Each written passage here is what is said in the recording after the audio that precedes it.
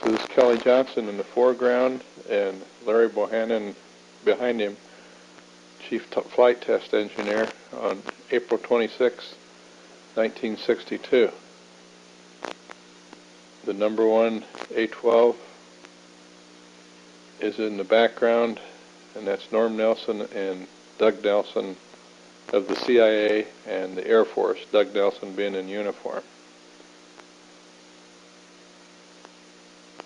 This is going down the taxiway, and on our first test we're going to roll down the runway, coming up on takeoff speed, lifting the airplane off and setting it quickly back down again. The 35mm movie cameras are stationed down at the takeoff end of the runway. Here comes a 12, 2 engines and a fuselage.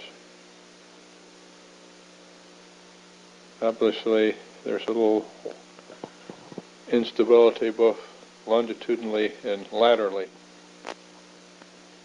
2 days later, it was decided that we would take off with the pitch damper, yaw damper, and roll damper all turned on.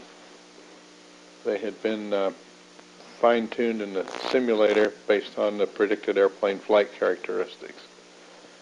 This is a Constellation that flew up to the ranch, which was the Groom Lake area north of Las Vegas, in the atomic testing area, and it brought the dignitaries from the CIA and Associated Air Force people up from Burbank.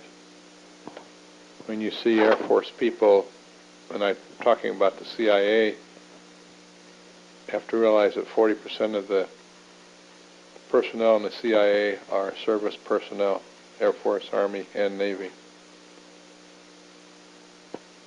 This is the one-car garage that holds the A-12.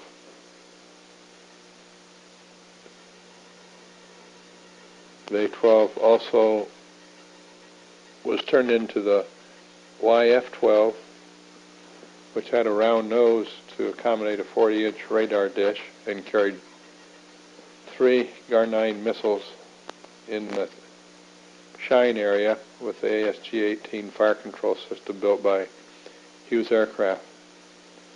The A-12 primarily carried automated camera equipment, and it was programmed through a pre-planned mission that was introduced into computer and controlled by an inertial navigation system. And the inertial navigation system could update itself by a star tracker that was built by Northrop also.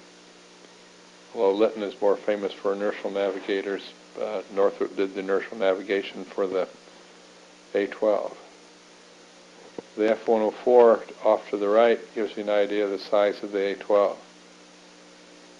The F-104 in its clean configuration without tips weighs about 17,000 pounds, and the A-12 weighs 119,000 pounds.